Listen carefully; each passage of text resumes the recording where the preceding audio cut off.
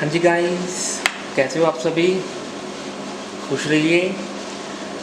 और चलिए देखते हैं बुक 11 टेस्ट थर्ड है, passage number 1 the story of silk. काफ़ी इंटरेस्टिंग पैसेज है भाई, फर्स्ट है और सिल्क के बारे में है, कुछ ना कुछ नया सीखने को मिलेगा क्योंकि हमारे पास जितनी भी हमारी रीडिंग्स आती हैं वो ऑथेंटिक होती हैं, ऑथेंटिक डाटा होता है इसमें। कोई भी ये नहीं है कि नकली आपको कुछ ना कुछ प्रचार करने के लिए दिया जाएगा या वैसे ही बना देते हैं, नहीं, ये सभी रीडिंग्स ऑथेंटिक होती हैं बिल्कुल। इसमें जो भी दिया होता है सारी जानकारी ट्रू होती है। चलिए अब हमने सबसे पहले अपना चेक करना है, वन वर्ड ओनली में है भाई आपके, और ये है द स्टोरी ऑफ सिल्क। सबसे पहले कीवर्ड्स पे आइए। The 3000 BC according to the legend silkworm cocoon fell into emperor's wife dash. Hindi बना के देखिए, सिल्क वॉर्म का कोकून था जो वो गिर गया एम्परर्स वाइफ के किस चीज़ में गिर गया भाई? कोकून राजे की वाइफ के किस चीज़ में गिरा था, ये हमने बात देखनी है। तो अगर हम यहाँ देखें, उसकी वाइफ की बात देखिए कहाँ पर हो रही है। ये देखिए कोकून्स के बारे में है, ठीक है। 3000 BC आपको दिख गया होगा। Meera taking a walk her husband's garden, she के बारे में है, मतलब कि वो रानी है वहाँ की, ठीक है, ऊपर दिया हुआ है कि वो राजा है। She discovered the silk worm were responsible for the destruction of several mulberry trees. She collected a number of cocoons and sat down to have a rest. हम देखना किस चीज़ में गिरा उसके। It just so happened that while she was sipping some tea, जब वो चाय P रही थी, क्या पी रही थी भाई वो? चाय, T. One of the cocoons that she had collected, जो उसने कलेक्ट किया था, landed in the hot tea and started to unravel into a fine thread. धागा बनना शुरू हो गया, गर्म टी में गिर गया। तो ये देखिए landed in the hot tea, T पीने लग रही थी वो और अचानक से उसकी hot टी नहीं लिख सकते क्योंकि वन वर्ड में है, तो अकेला टी लिखेंगे क्योंकि वन वर्ड ओनली है भाई। देख लीजिए, ये देखिए, तो टी में गिरी उसकी wife. Next, emperor's wife invented a dash to pull out silk fiber. अब देखिए उसकी वाइफ ने एम्परर की dash invented a dash to pull out silk fiber. अब वो सिल्क फाइबर बन गया, उसको बाहर पुल आउट करने के लिए क्या चीज़ से उसको पुल आउट किया गया, क्या चीज़ लगाई उसको पुल आउट करने के लिए, अभी देख लेते हैं। इसी में देखिए, मैं इसका जूम सेट कर लूँ, शायद मुझे याद ना रहा हो। ठीक है, आगे पढ़ते हैं। ये आ गया, यहाँ से देखिए। She also devised a special reel to draw the fibres from the cocoon into a single thread so they would be strong enough to be woven into fabric. Draw the fibres from the cocoon, reel से उसको निकाला भाई, draw the fibres from the cocoon. वहाँ है किस चीज़ से pickup किया है ना, draw the fibres from the cocoon, किस चीज़ से? स्पेशल रील से। तो आंसर आपका रहेगा रील।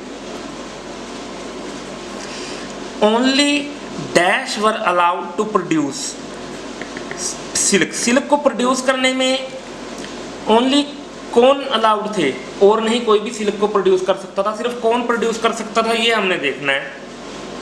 यहाँ आइए अगली बार, अगले पैसेज पे।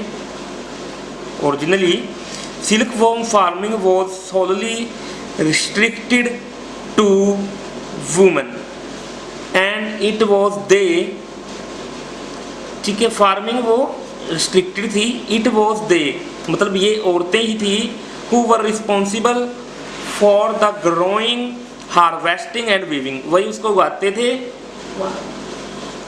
उगाते थे, हार्वेस्ट करते थे, एंड वीविंग उसको बुनते थे। तो कौन थे भाई वो जो प्रोड्यूस कर रहे थे उसको?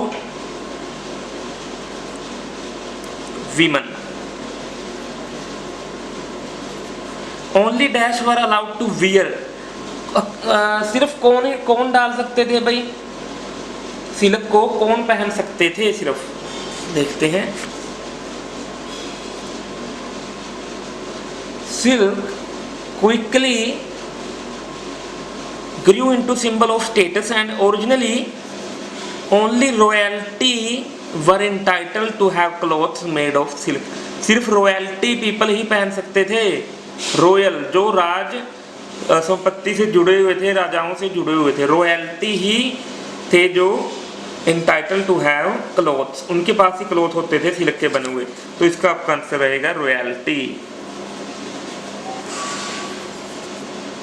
ठीक है जी। फिफ्थ देख लीजिए, silk used as a form of dash. आगे एग्जाम्पल दिया है, farmer taxes consisted partly of silk, यानी कि फार्मर्स की बात आएगी, उससे ऊपर इसकी बात आएगी। सिल्क यूज किया जाता था किस तरह, एज अ फॉर्म ऑफ, किस चीज के रूप में सिल्क को यूज किया जाता था, हमने ये देखना। ये देखिए, silk was so prized that it was also used as a unit of currency, currency के तौर पे यूज किया जा रहा था। आगे वही फार्मर्स की बात होगी, टैक्सीज वाली। ठीक है, तो नीचे भी कई बार देख लिया करो, अगर आपको ऊपर नहीं मिल रहा आंसर, निचले वाला देखो, फिल इन द ब्लैंक्स है या जो भी लाइन दी हुई है उसमें कोई वर्ड मिलता है तो उसके ऊपर आंसर देख। हाँ जी, चलिए अब हम अपना 6 देखते हैं। Silk use for many purposes, ठीक है। एग्जाम्पल, एविडेंस, एविडेंस मिले हैं found of dash made.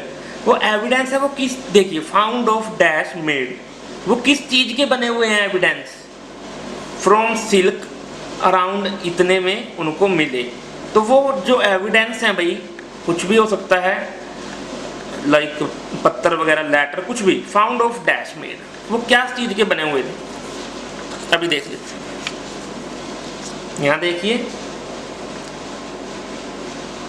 The earliest indication, ये रहा आपका वो keyword, the earliest indication of silk paper being used, silk paper use किया गया था भाई, अर्लीस्ट इंडिकेशन दिया है इन्होंने, was discovered in the tomb of a noble who is estimated to have died around, जो इतने ईयर में मतलब मरा था, उसकी टूम मिली है वहां से। लेकिन हमने क्या देखना है, द अर्लीस्ट, ये देखिए, fishing lines, bowstrings, musical instruments and paper were all made using silk, the earliest indication of silk paper being used. तो पेपर पे लिखे गए थे भाई वो एविडेंस, पेपर यूज किया गया था, तो इसलिए इसमें आएगा पेपर मेड, मेड तो दिया है। ठीक है, आगे देखिए नेक्स्ट,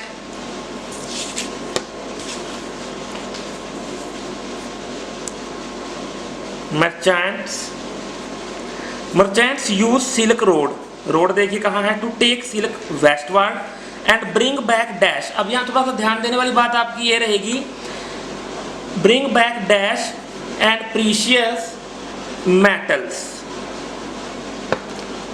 अब जो मर्चेंट्स थे वो सिल्क रोड को यूज करते थे, टेक सिल्क वेस्टवर्ड ले जाते थे सिल्क को, और बैक क्या लेकर आते थे, डैश एंड प्रीशियस मेटल। अब ये देखना है प्रीशियस मेटल कौन कौन से हैं और मेटल के साथ वो क्या क्या लाते थे।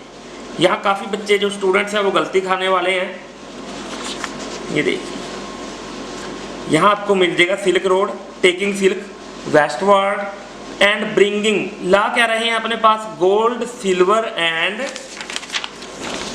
वूल टू द ईस्ट। अब इसमें से कैसे देखें भी हम क्या लिखें, गोल्ड ला रहे हैं बैक, सिल्वर, अब एक वर्ड में लिखना है, या वूल, हमने देखना है क्या दिया गया है, bring back dash and precious metal.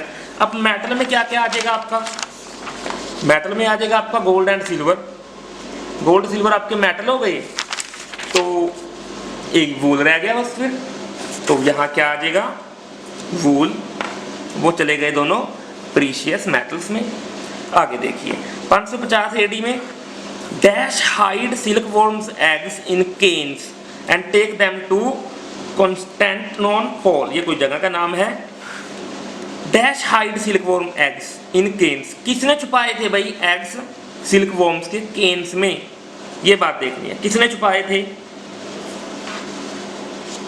ये देखिए यहाँ,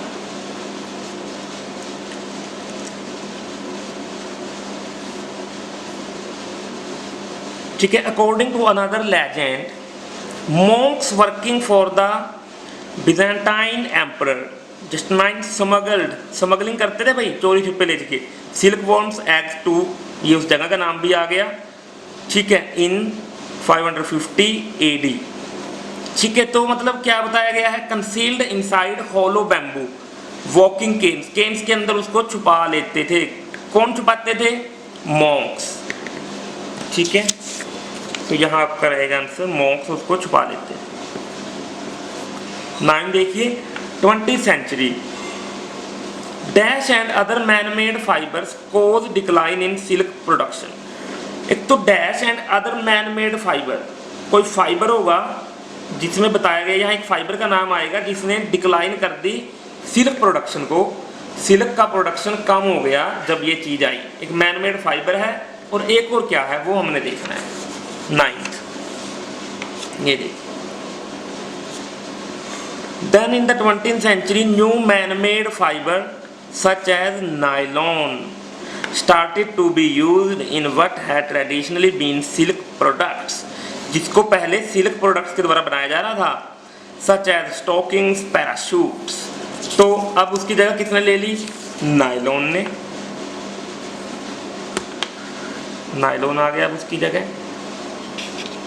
तो चलिए अब हमारे पास आ गए हैं हमारे true false and not given.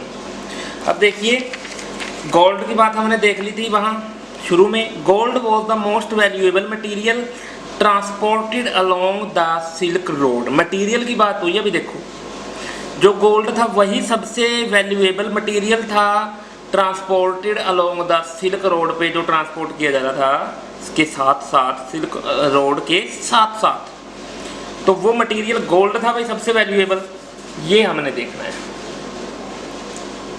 तो अगर हम देखें उसी में आगे चलते हैं जहाँ वूल वाला था हमारा। It was named the silk road after it is it's most precious commodity, यानी कि जो सिल्क रोड है वो सबसे प्रीशियस है, सबसे ज़्यादा कीमती है।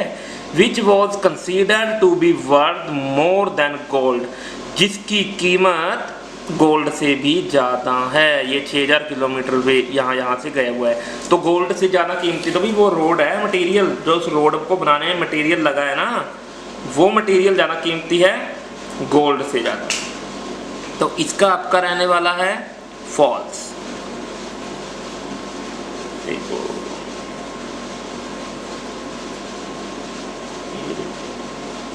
हो गया सिक्का। चलिए, most tradesman only went along certain section of the silk road. ज़्यादातर ट्रेड्समैन थे वो वेंट अलोंग सर्टेन सेक्शन, वो सिर्फ कुछ ही सेक्शन में जाते थे सिल्क रोड के। ज़्यादातर जो वहाँ के व्यापारी थे वो कुछ ही सेक्शंस में जाते थे भाई सिल्क रोड के, ये हमने देखना है। यहाँ देखिए इसी में नीचे, few merchants travelled the entire route, सिर्फ कुछ ही मर्चेंट्स जाते थे भाई वहाँ, जो सारा रूट फॉलो करते थे। Goods were handled mostly bye a series of middleman, ज़्यादातर गुड्स कौन ले जाता था? मिडलमैन। तो मर्चेंट्स को तो फ्यू, बहुत ही कम थे जो पूरा रूट कवर करते थे। तो मर्चेंट्स ला लो या ट्रेड्समैन ला लो। Only went along certain section, few, कुछ ही सेक्शन में वो वहाँ पर जाते थे, तो इसलिए आपका आंसर रहेगा ट्रू। नेक्स्ट देखिए 12th, the Byzantines spread the practice of silk production across the west। अब ये है भाई, ये किसी जगह का नाम होगा मुझे लगता है। The Byzantines spread the practice of silk production को इन्होंने पूरे वेस्ट में, अक्रॉस द वेस्ट में पहुंचा दिया। अभी देख लेते हैं वेस्ट में पहुंचाया है या और कहीं इसको पहुंचाया है। इसका आंसर है आपका 12th। लेट मी सी,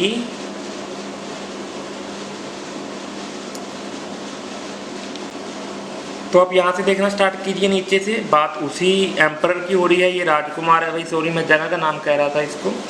तो इन्होंने सिर्फ वेस्ट में ही सामान पहुँचाया। However, and for many countries, the weaving and trading of silk fabric was a strict imperial monopoly. Then in the 7th century, the Arabs conquered Persia, capturing their magnificent silks in the process. Silk production thus spread through, कहाँ गया silk production तब?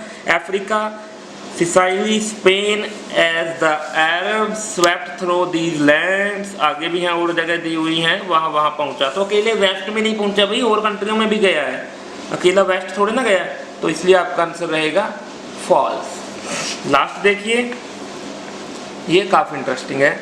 Silk yarn makes up the majority of silk currently exported from China. अब देखिए समझने की कोशिश कीजिए, silk yarn makes up the majority of silk, जो सिल्क यार्न है ना वो बनाता है ज़्यादातर सिल्क। सिल्क कहाँ से आया हुआ? चाइना से आया हुआ सिल्क। चाइना से सिल्क आ रहा है या सिल्क यार्न ही चाइना से आ रहा है, हमने ये देखने वाली बात है थोड़ी सी। ये देखिए, silk yarn I saw here. China has gradually recaptured its position as the world's biggest producer and exporter of raw silk and silk yarn. वो सिल्क और सिल्क यार्न को एक्सपोर्ट कर रहा है भाई। टुडे अराउंड इतने metric tons of silk are produced in the world, almost 2/3 of that production takes place in China. ठीक है बात। हमने हाँ ये क्या कर रहा है, सिल्क और सिल्क यार्न को एक्सपोर्ट कर रहा है, जबकि यहाँ क्वेश्चन क्या कह रहा है, silk yarn makes up the majority of silk currently exported from China. जो सिल्क यार्न है ना वो मेजोरिटी ऑफ सिल्क चाइना से ले रहा है। कहीं ये बात हुई है भाई? ऐसा तो कुछ दिया ही नहीं गया है ना उसमें। हिंदी बना के देखिए इसके बाद, तो इसका आपका नोट गिवन रहेगा। Okay, thank you guys, keep in touch with us.